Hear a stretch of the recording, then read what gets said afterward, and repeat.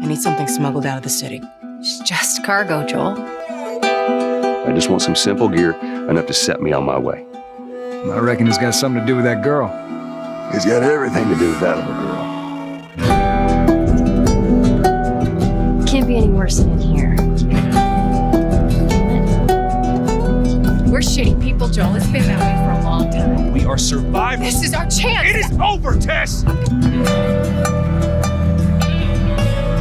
What are you so afraid of? You're treading on some mighty thin ice here.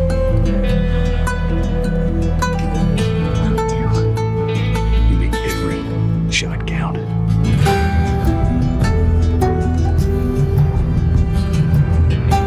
See, I believe everything happens for a reason. We don't have to do this. You know that, right? After all we've been through, everything that I've done. Today on Between the Lines, a first ever for our series when we explore the philosophy of an award-winning video game with Neil Druckmann. Welcome, I'm Barry Kibrick. Neil is the creative director of the acclaimed video game The Last of Us. Along with director Bruce Straley, they created a game that set a new standard for the genre. From its cinematic beauty to its moral philosophical content, it rivals many works of literature and film. Whether you ever played a video game or only heard about the negative aspects portrayed in the media, prepare to be enlightened as we explore the deep issues that have plagued mankind since the beginning of time. But I'm a writer today because I was a reader when I was 11 years old, and it was... You do not need to prove your state of happiness to anybody. Most of these speeches were as much as a month in preparation. Characters, the heroes in this book, are seekers of truth in a story that involves a lot of I corruption. don't get a chance to really talk about what's real, and this is the first thing to do.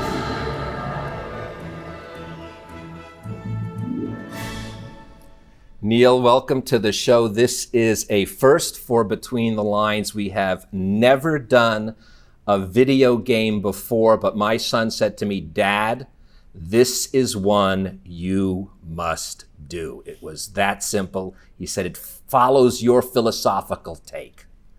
Thank you. It's a pleasure to be here. We'll see how much we can discuss and get into that. Well, we're going to, because I always offer, even though my viewers know, I am going to discuss strictly the philosophical, moral, all the issues that have faced mankind throughout history. I'm going to bring up because this game has elements of it that one could talk about that way. But since it's fictional, would you like to give a little brief something about what it's about? Or if you're not, I'd be happy to. I mean, I could just say at its core, it's ultimately it's a love story between a father and a daughter, and the kind of very human journey that they go on. And it's surrounded, right, by this horrible infection that has kind of devastated mankind. But it's at its core, the thing that we kept coming back to is that relationship, that bond between these two characters. And also, it's not only the bond between those two characters, but it is a sense, the struggle, as my son Eli said, it's the struggle of humanity and its ability to struggle and survive. Yeah, one of the things that Bruce Straley, the game director, and I like what we call the B story of this. Like the A story is Joel and Ellie and kind of their struggles and their arcs. But the B stories we wanted to explore is like once society collapses, once kind of the government, the rules that we know, the conveniences that we know are gone, what's left of mankind? And we kind of, as these two characters go on this journey, every place they stop, we kind of explore a different faction and how they deal now with the lack of supplies or the threat of the infection or the infected or the threat of other humans.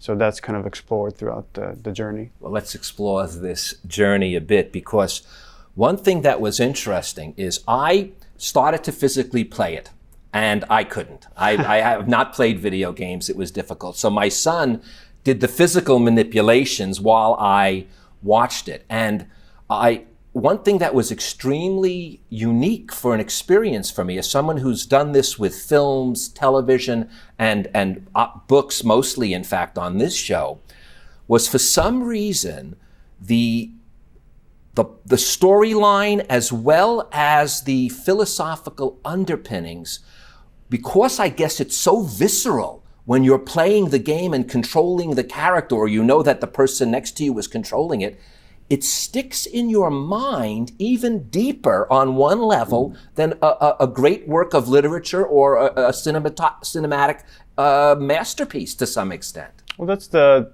benefit. I mean, of making this game is that we knew we could leverage interactivity. We knew we could leverage mechanics, and these characters are under constant duress, constant tension that we could then replicate through what the player is feeling.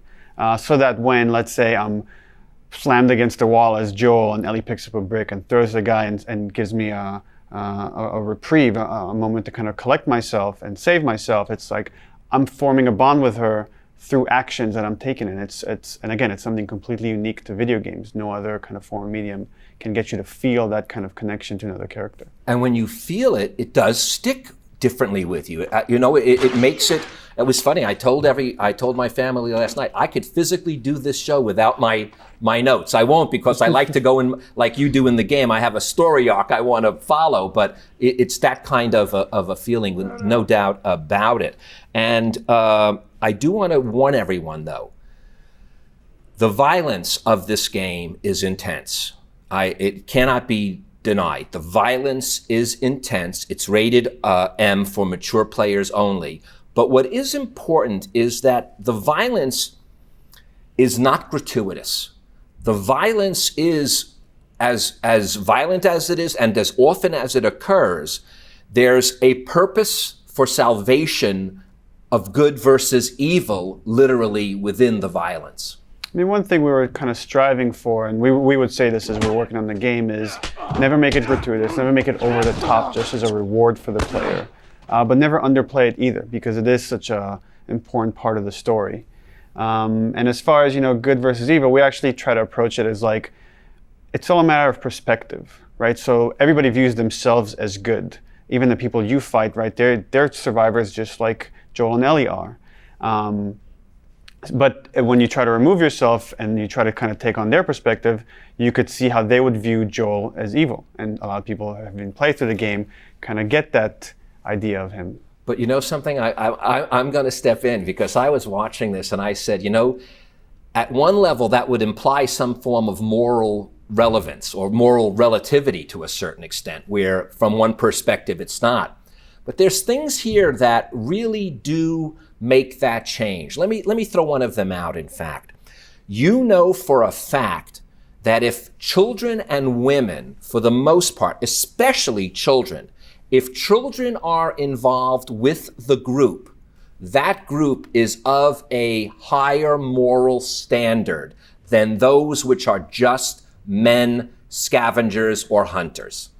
It is, no matter how you look at it. I see what you're saying, but for example, the worst group that you run into is a group of cannibals. That's right. Led by a very morally dubious man. And if you hear the dialogue when Ellie escapes, you hear that they have women and children. But that's a lie. Now, this is kind of funny. I know whom I'm talking to. I'm talking about the man who created it. They don't. He says that, but you never see women and children with them. That was, okay, that's interesting, because that's not the intention. The intention is that you don't see them, so you can't directly interact with them, but you do kind of hear them. And there is dialogue if you hear a woman that he's talking to and he's saying, gather the children, hide them, there's an infected amongst us. So again, we're trying to say, even this really quote unquote bad group have people that they care for one another. It's not just they're trying to do bad. Okay, but then I made him go through everything, and you never really do see those kids. And just for the record, you don't. Yeah. So I wanted to make that sure. There's also an interesting contrast between the ugliness of the situation and the beauty of what you're seeing.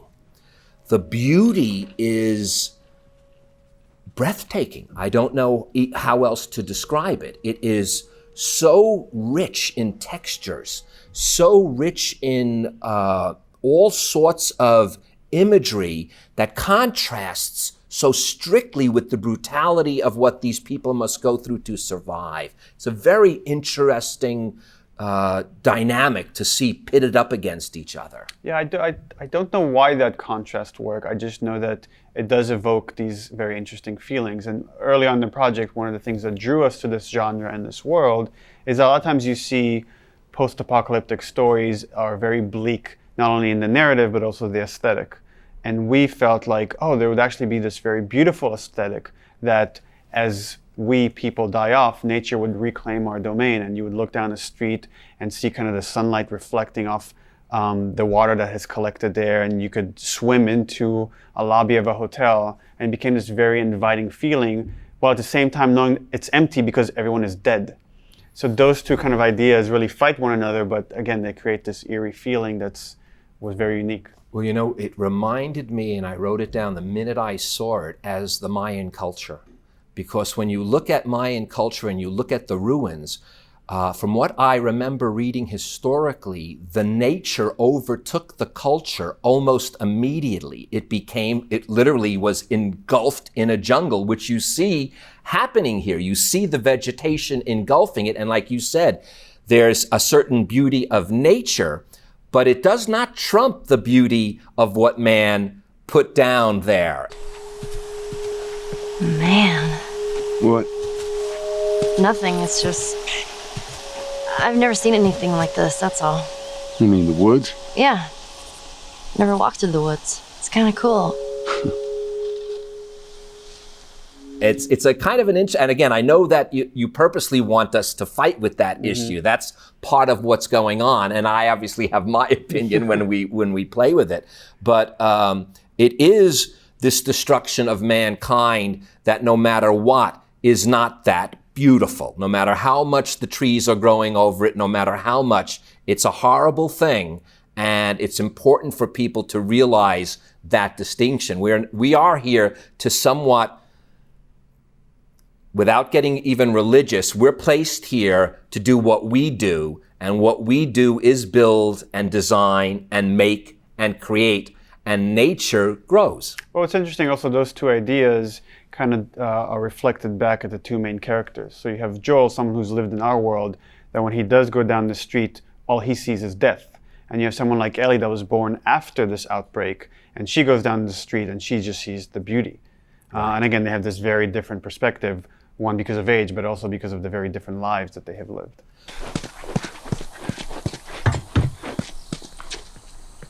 Mandatory evacuation. Evacuate to where? Where do you think? Quarantine zone. See, some places got a heads up before the infection showed up. Most didn't. Man, it must be hard. Just leaving all your stuff behind like that.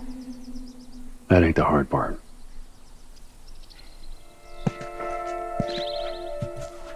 This place is very quaint. Quaint? Well, I don't know. I mean, how would you describe it? Empty. Yeah, that would be another way.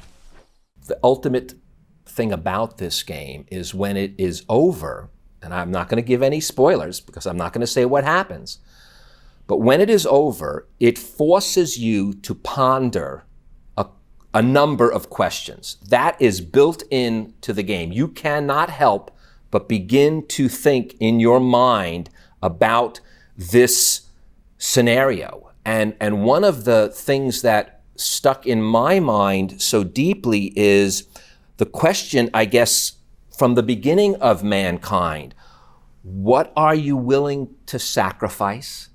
And would that sacrifice be the right thing to do? And I could not help but think of the biblical story of Abraham while I was watching this, because he is required to sacrifice his son, his child, and what happens in that story. There is a similar emotional and spiritual aspect to this game that it left me with that feeling. Yeah, and that was very purposeful. Like the story is littered with these people that have these very kind of obsession with what they believe in. With Joel, it turns into protecting Ellie. With someone like Marlene, it's about restoring the country that we used to have, and saving the world. And then when you put those two people against each other, it's the ends. What kind of ends justify the means? I want to take some of the words themselves out a little bit and play with it. And Tess is one of the characters that almost starts off the game to some extent, lets you know what's, sets everything in motion. And her words, I just do it as far as it needs to go. And there's a tremendous aspect that never giving up. It plays through on a number of levels and with a number of characters, some you don't even ever see. But that is a statement of humanity amidst even the most horrific situation. Well, for Tess, and I guess a lot of these other characters, once they find the thing that they truly believe in, the thing that they're willing to sacrifice so much for, they're willing to go to any length to get there. And for Tess, when she hears that Ellie might be immune, it becomes this moment of redemption for her. All of a sudden, she looks at her life and realizes, oh my God, I've done all these horrible things. If I do this one thing right, maybe I could be forgiven for that. And she tries to get Joel to that same state. Redemption. Yeah. Another thing about survival that you bring in here, and it comes again out of the mouths of Babe from Ellie, and that is humor. In order to survive something completely horrific, there has to be, even amidst that, humor. Yeah, when we were working on the game, it was always pretty bleak and pretty dark, and Bruce would remind me of that constantly, and he would say, it's too much. It's like 15 hours of that is too much. And he was right in that, as humans, even in the worst conditions, humor comes out. That's the one thing that kind of keeps us human, is we try to kind of make something normal even when it's not. But you took it even a step further, because and since you said that it's okay to spoil things, when you open up Ellie's backpack, the young girl, there's the classic little knife that's in there and a few other things that one would have for survival. But what it's filled with mostly are these joke books, filled with puns, some she doesn't even understand. And as I said, I always kind of, whenever I go through something, in any film or any book, if there's a list of things, like in this case, a list of jokes, so to speak, I always think the first one's sort of the one that is going to hit home with me the most. And in this case, it does. It's a little pun. She opens it up, and I have to be careful because I'm almost positive it's the first one because my son claims it is, and he's played the game 6 times. But I understand I was discussing it with someone else, and they didn't even get to this part of it and know this. So it's kind of interesting. But hers is, and this is the exact line, and it's a pun. It doesn't matter how much you push the envelope, it'll still be stationary. And I couldn't help but again think, you guys are pushing the envelope, and it is still something that we're familiar with. It still is stationary. It's a video game. But so that kind of juxtaposition of a pun as the first one, I was taken by it. Yeah, again, that wasn't intentional. The idea with all those puns is like we had this long list that people on the team submitted. We wanted Ellie to say, like, whenever things get too dark and you're hanging out in an area where you just might have killed a bunch of people, that she would be like, you know what, this is too much. And she'd reach in her backpack and just go down this list of jokes. And again, it's the idea with her is that she's really intrigued with this other world, a world where people can just tell jokes or go have coffee or go shopping, and they're not worrying about survival on a moment-to-moment basis. And that idea seems so alien to her. There's also notes from people that you can discover as you go. And one of them is from Ish, and there's no doubt that had to be a play off of Ishmael and Moby Dick, because he's at sea And don't tell me that's just a coincidence. Well, but he's at sea, am I correct? Yes. And he comes back and his name is Ish. So tell me that one, go ahead. And then I'll tell you the note. So there's this book, I think it's from the 50s, I'm not sure. It's called Earth Abides. It's one of like the earliest post-apocalyptic books. And the protagonist there is called Ishmael as well. And it's called Ish for short. And that was one of like really kind of main inspirations for us. And the journey, it's like about his whole life and how he survives in this new world after people have passed away. But there was the boat, and we were thinking as well about Ishmael, but it was mainly the Earth Abides protagonist. Well, because he also, and again, it reminds me more of the story of Moby Dick. I didn't see the other thing, but he has the first, actually, now I don't know if this is the first note that he has, but it was this. I have too much faith in humanity. I see that we are still capable of good. And no matter how you want to view this, no matter how ambiguous you leave the ending, you can't help but feel that come out of this game. Yeah.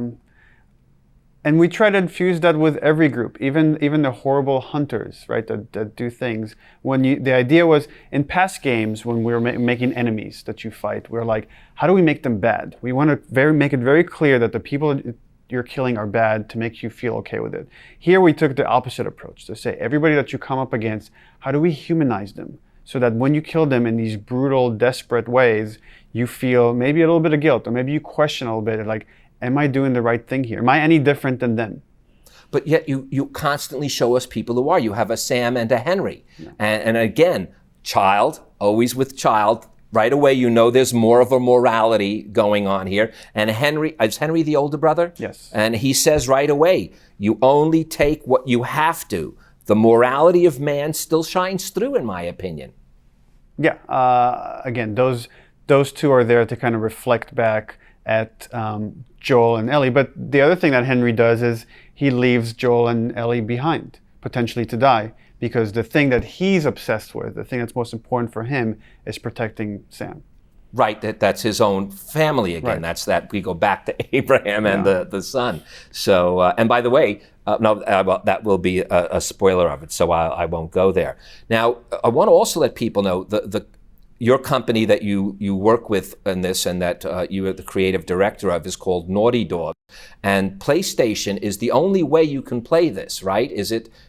Am I correct that it's available only on one particular system, one game for one system? Yeah, so Naughty Dog many years ago was bought by Sony, Computer Entertainment of America.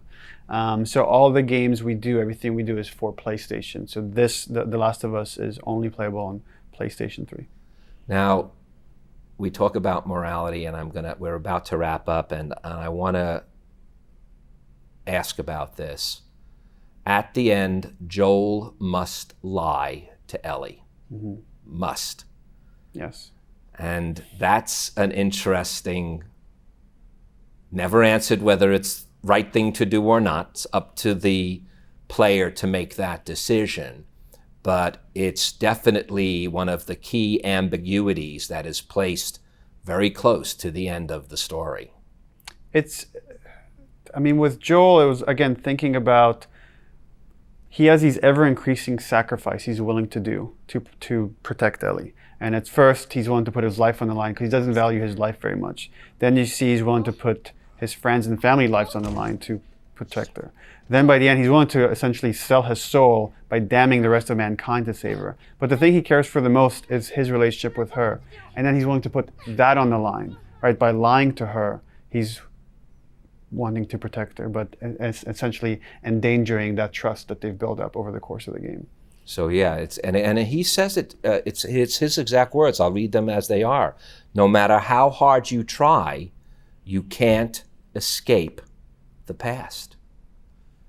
He wants that redemption, but that redemption might never come from him. Neil, we're about to come to the end, and I want to use the words of Joel once again. He is walking through, and there's either an advertisement or maybe it's something that's on a desk, and what he comes across is a video game. And he says this, "I was never a big fan of these things." And I thought that was a beautiful tongue-in-cheek way of ending it. And I want to thank you, Neil, for enlightening us that these games, when done right, can have a much different effect than a lot of the media makes it seem they do. Yeah, our medium is still so young, and we're figuring out the language and how we can tell stories using interactivity, and we feel like there's so much more we can still do. I think there is, and I am so grateful, Neil, that you shared that with us today. And thank you guys for joining us. Now, before Neil leaves, I'd like to leave you with these few more words from The Last of Us. You must remember that life is worth living. Find your purpose and fight for it. I'm Barry Kibrick.